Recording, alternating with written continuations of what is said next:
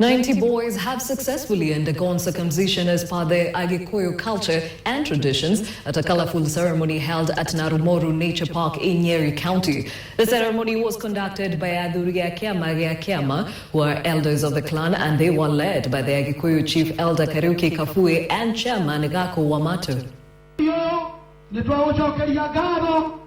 The day started off with prayers, then singing and dancing.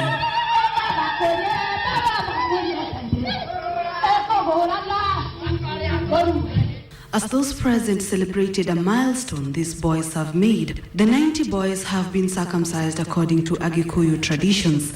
The boys, now young men, were taught their culture and how to live a better life for close to 2 weeks.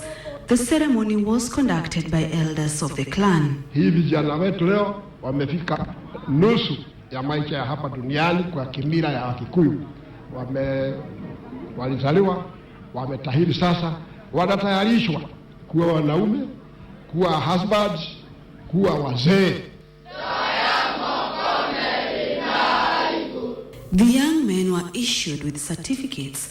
The elders are now appealing to the county governments in central Kenya to set aside cash from their budgets that will be used to construct modern facilities where the rite of passage can be conducted annually.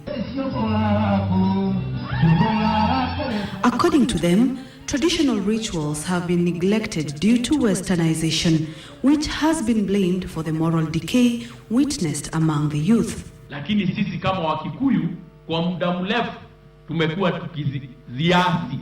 tukiziacha, lakini sasa tumegundua kwamba mwacha mila ni mtumwa, na tumerudia zile njia zetu za kuwapa mawaidha, na tunajua sasa hawa watakuwa vijana wazuri ambao watakuwa wanashikilia taifa hili letu ya Kenya.